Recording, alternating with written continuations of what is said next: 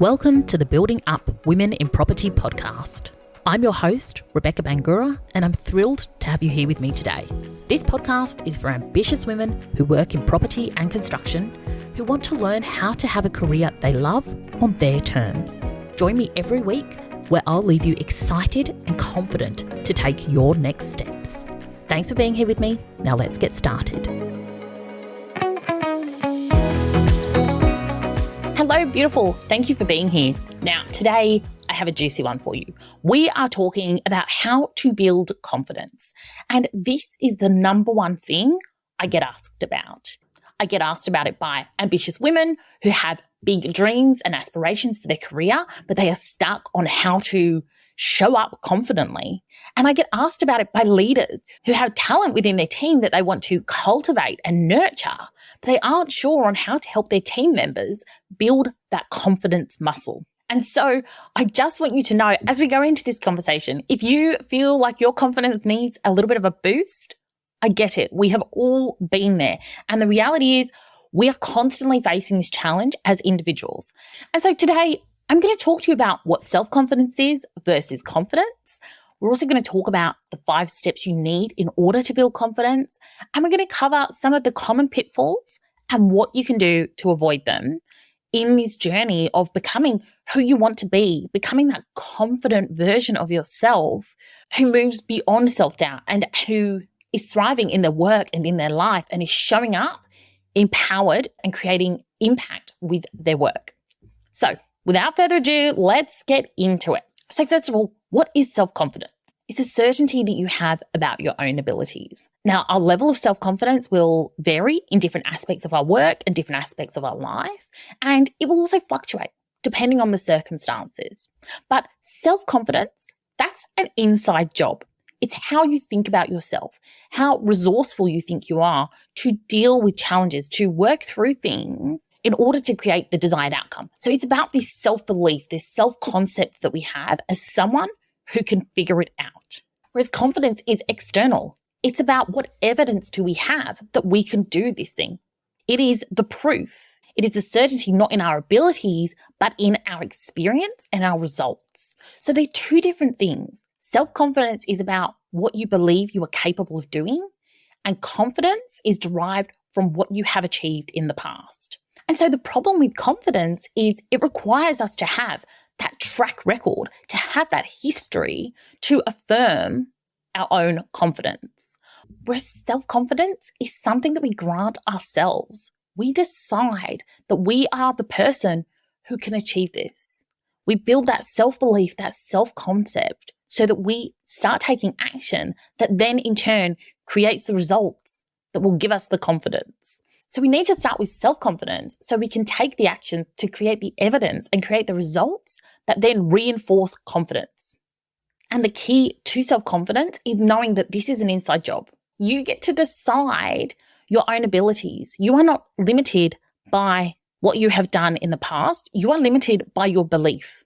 You are limited by your commitment to taking the actions to create the results that you want. And as we talk through this, I want to invite you on this journey to imagine what you could do if your power was unleashed and if you stopped playing small and if you stopped living in fear, what could you achieve? And I genuinely think we are all capable of so much more than we ever allow ourselves to achieve because we get so caught up in our stories. We get so caught up in our own fears and our own self-doubt that we never take the risk. And so I want to invite you just to come on this journey with me, listen through these steps, let them sit with you and start thinking about how you can apply this in your own life, with your own challenges, with your own desires, how these steps can really move you forward. And the best thing about self-confidence is you don't need to have it all figured out. You just need to know that you can figure it out. So let this be your permission slip. Start developing that self-concept where you have certainty in what you are capable of achieving. And you don't need to have it all figured out. You need to be willing to engage in the process. You need to be willing to take the baby steps. And with each step, it will reinforce behaviors that will allow you to create the confidence you want. But before we go into these steps, I want to just remind you that confidence is not something we buy off the shelf. If we did, everyone would already have it. We would have bought it, we would have filed it away, and we would be confident from here on out. But that is not how confidence works. We need to constantly be working on our self-belief. Confidence is something that requires active participation. It requires effort. And the sooner we accept that, the sooner we embrace that, the easier it becomes to really cultivate confidence and create the results that we want. Okay, so as we go into these 5 steps for building confidence, I want you just to start with your own certainty that you are able to get results. You are capable of figuring things out, and let that be the fuel that motivates you to take action. Okay, so first of all, you have to have a clear intention. You need to know what you are working towards. And as I said at the start, we have different levels of self-confidence in different things. So when it comes to your work, I want you to think about, what is the intention you have here? What skill are you trying to develop or gain mastery of?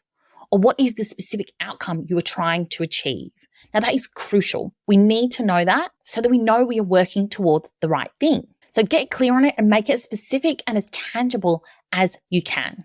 The next step is making the commitment. Now this is having the resolve to achieve your goals. This is saying, I'm going to do this. I'm going all in. I am going to do whatever it takes to create this result, to achieve this goal. Because when we do that, we stop allowing ourselves to get distracted by indecision or overwhelm. We have a clear North Star. We know what we are working towards, and we are going into action to make it happen. And this is so crucial. Don't give yourself an out here. Make the commitment, go all in, and do whatever it takes to get the result. And most of the time, we don't know how to do that yet. We have to try things, and we have to be willing to get it wrong and make mistakes and screw up in order to figure out what does work, what is the right way forward. And having that clear intention and that commitment to achieving it is what allows us to keep focused. It allows us to keep moving forward. So don't give yourself an out. Go all in on your goal.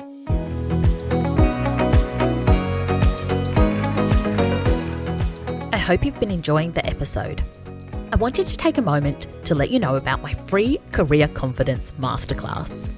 This is for ambitious career-orientated women who are ready to stop playing small and to confidently create a career you love. Head over to my website, beautifuldisruptions.com, for more info. Now let's get back to the episode.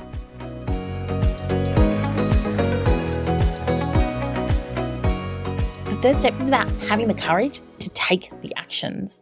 This is about being willing to do whatever it takes. Because getting in the arena, taking the shot, it requires courage. We have to accept that at times we will make mistakes. We will screw up. Things won't go how we thought they would or how we hoped they would. But we have to be willing to kind of work through that discomfort, work through the failure or the embarrassment or the uncertainty in order to figure it out. And that is true of everyone. When we are trying to do something we've never done before, we need to be brave. We need to have that courage and show up and figure it out as we go. And that is true of everyone in any profession doing anything new. Once we start taking courageous actions, it becomes clearer what works and what doesn't. And in the process, we get to this fourth step, which is we build the capability, where we are actually developing our skills. We are constantly improving. And the more we practice, the better we get. The easier it becomes, the more proficient we are. The easier it becomes to tweak things and understand the nuance of things. And we quite simply get better and better at diagnosing things, about taking action, about taking the right action.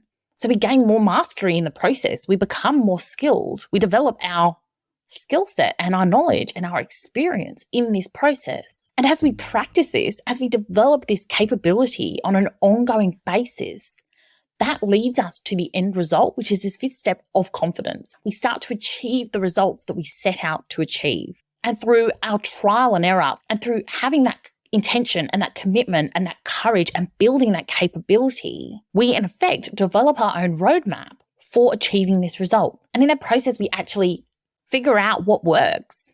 And so we are now no longer relying on our own certainty on the ability to figure it out. Instead, we've actually developed that skill set that we can then replicate and we can go out and apply time and time again. So that is then confidence.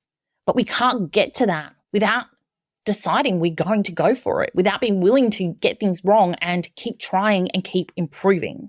So we start with the self-confidence, and as we create the results that we want, we build the confidence. So have grace with yourself in this process. Realize that none of us have it all figured out. It is not something that we just achieve overnight. For each skill and for each achievement and each goal, it requires us to show up and do the work and to build our confidence at that particular task. And that is ongoing for our lives, because as we build our careers, as we build our lives, as we grow and evolve as people and as professionals, we keep moving the bar on what we want to achieve.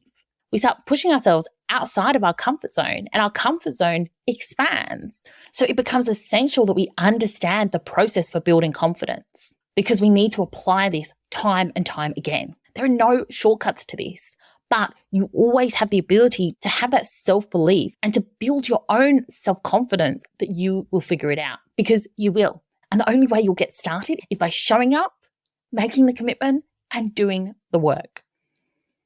So I want to shift gear very quickly and just talk about a couple of key pitfalls that I see people make when we talk about building their own confidence. And the first is that they tie their confidence to other people's attention or approval or validation. So they are constantly looking outside of themselves for validation rather than building this as an internal muscle, as their own skill. They're looking to others to provide them with that affirmation. Now, another one I see is people tying their confidence to their image. And we need to be clear, these are two distinct things. And I want you just to be really mindful that we should be using other people's feedback as a tool to increase our own self-awareness. That's really helpful. That is constructive. But we should not be using other people's opinions as a barometer for our confidence or our abilities. We should be determining that ourselves. Did we achieve our goal? Did we figure it out? Yes or no? Are we still working on it? You're the only one that knows that. You need to take ownership of the results you create and really actively work on cultivating your own confidence. Because this is an inside job and there are no shortcuts to this process. And if there were, we would all be walking around confident all the time. And that just isn't the reality of things. So as you are going on this journey of building your own confidence and creating those results and doing the big important work that you want to do, I want to give you a couple of tips just to really help supercharge your own self-belief, your own self-confidence, and to create ultimately the results you are working towards. So the first is when you find yourself getting stuck in your own head, when you find yourself doubting yourself and wondering what's possible, I want you to think of other people. Who is this work serving? Why is this work important? Why is this goal you are working towards so meaningful? Who will it help? And shift your focus on helping others. Really get clear on that, because when we shift our focus off of ourselves and who we are serving and how this will help other people, we become much more engaged in the process. We are able to take steps forward because we see the value of what we are doing. And it stops being a conversation just about our abilities, and instead we get busy doing the important work. And in the process, building our confidence, building our courage muscle, building our capabilities, and in the process becoming more confident. Now, I also want you to think about creating supportive habits. What are the things you need to be doing on a consistent basis that will help you build your self-confidence, to build the results that you are working towards? Identify those habits and embrace them. Put them into your daily routines. Again, so that you keep fueling this self-belief, this self-confidence that will ultimately get you the results you want. Now, I also want you to document your successes, big or small. Write them down. Get intentional about doing this. Start a brag book where you write down all your wins, because that will start to really affirm who you are and what you are capable of and what you have accomplished. And tied to that is actually celebrate those wins. Find ways to acknowledge yourself for what you have achieved. Now, this does not need to be a big thing. It doesn't need to be a spa treatment. It doesn't need to be anything external. It might be as simple as creating a habit where you celebrate your wins. It could be a fist pump, a high five, telling someone what you've achieved. It can be a really small practice, but it is about documenting those successes so you can look back and see the journey you've been on and provide yourself and your brain the proof of what you have achieved, you're gathering that evidence. And it is about reinforcing those wins in your mind, creating that dopamine hit so that your brain keeps working towards creating more and more of that, which is so important because, as I said, this is a practice. Building confidence is something we need to recommit to on a regular basis. And I want you to walk away from today's episode with that commitment to your own self-confidence and to creating the results that you want to achieve in your career, in your life. Because honestly, you're the only one that can do it. And it all starts with taking control, taking responsibility, and being willing to do the work to get that result and build your confidence over the long term. Okay, I'm leaving you there. Have a beautiful day, and I'll see you in the next episode.